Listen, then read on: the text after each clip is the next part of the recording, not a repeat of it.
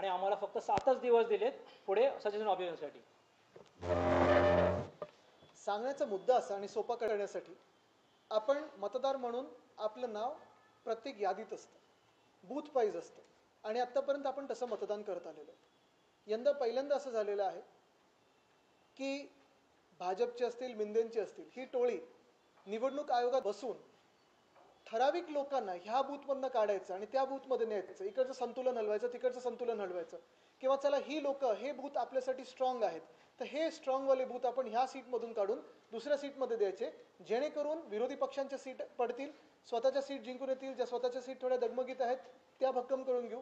हे सगळं कॅल्क्युलेशन करण्यासाठी निवडणूक आयोगाने 7ची यादी 14 ढकलली, 14ची यादी आज काल पर ढकलली आणि काल देखील जी यादी आलेली आहे ती मशीन रिडेबल नाही. आमच्या प्रामुख्याने 2 मागण्या असतील, आम्ही तो ऑब्जेक्शन टाकत आहोतच. सगळे इतर राजकीय पक्षांशी आम्ही बोलणार आहोत. ह्याच्यात जर भाजपला खरोखर लोकशाही वाचवायची असेल त्यांचं पण आम्ही स्वागत करतो. पण निवडणूक आयोगाने हा जो गोंधळ घातलेला आहे त्याच्यात 2 कारणं असू शकतात. पहिलं कारण म्हणजे इनकॉम्पिटन्स, त्यांना काम करता येत नाही.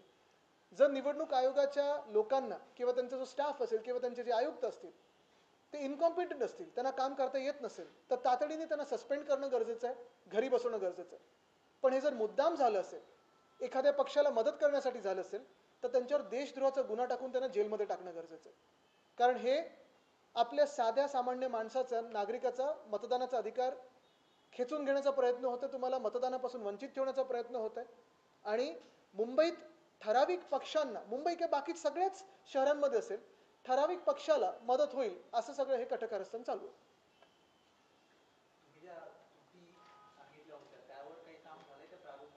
ते चालू आहे. बरं, आता त्याच्यावर पण दुबार तिबार नावांमध्ये तुम्ही जर यादी बघाल, आम्ही मगाशी हसायला लागलो, ही यादी आहे ना, कुठे दिलं ते, हे आता याच्यात 2 स्टार टाकलेले जे आहेत, कुठे गेले ते, हाय काय, हे सगळे जे 2 स्टारवाले आहेत,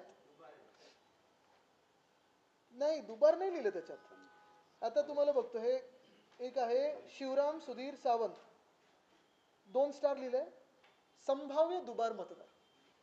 हा, इथे अजून एक आहे हसीनुद्दीन इम्रान अन्सारी, 2 स्टार आहेत, संभाव्य दुबार मतदार. म्हणजे ज्यांना वाटत असेल ह्याच समाज किंवा त्याच समाज, मुद्दामून मी दोन्ही समाजांचं बोललो, दोन्ही मुंबईकर आहेत असावेत असा माझा समज आहे.